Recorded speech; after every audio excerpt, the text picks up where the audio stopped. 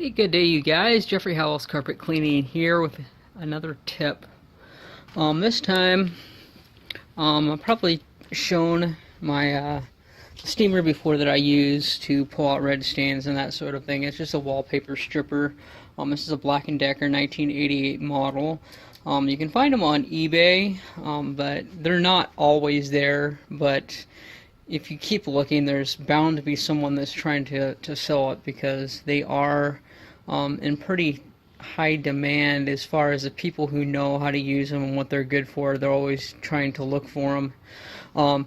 If I run across a couple more, I'll probably buy a couple more for myself, because they would be very convenient just to set like 2 or 3 of them down and let them all be running at the same time, getting spots out all over the place. Because as you can see, they're not very big, especially like my this fake water claw isn't very big, so you can only do one small little area at a time. But anyways, for convenience sake, I just put everything into a toolbox. This is just a cheapo Homer box from Home Depot. It's like $8, but it works really good for keeping like items together. So if I'm doing staining or something, I got my water claw, I've got some scissors if we need to cut something out, got a pretty stiff bristled brush there, and then I've got my steamer.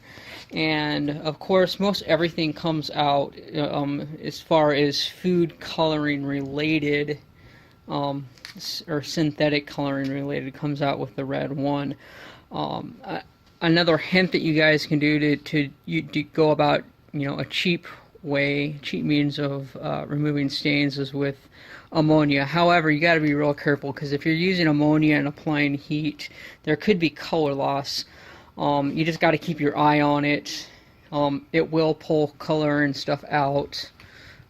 It works, if you pre-treated some red stuff with ammonia and then continued vacuuming the carpets, you're doing your pre-vacuum and then go back and do your steam cleaning, chances are that would be enough to get, red stains out. However, it's probably not the preferred method that's IRCRC certified. But anyways, one issue that I was running into is that my towels, terry cloth towels that I use for absorbing stuff, were just getting wet and damp, because the nature of your truck mount, is that things kind of get damp and moist inside. I mean, that's just the nature of the beast, because we're sucking up water all day. Water sits in tanks sweat, blah blah blah, you get moisture inside, and your terry cloth towels never stay dry unless they're in some sort of a dry container. So I went ahead and I got myself a dry box for the terry cloth towels, and it has helped me out immensely. I mean, I think I got a 2-pack for $5 at Home Depot. So there are some things to be had there that are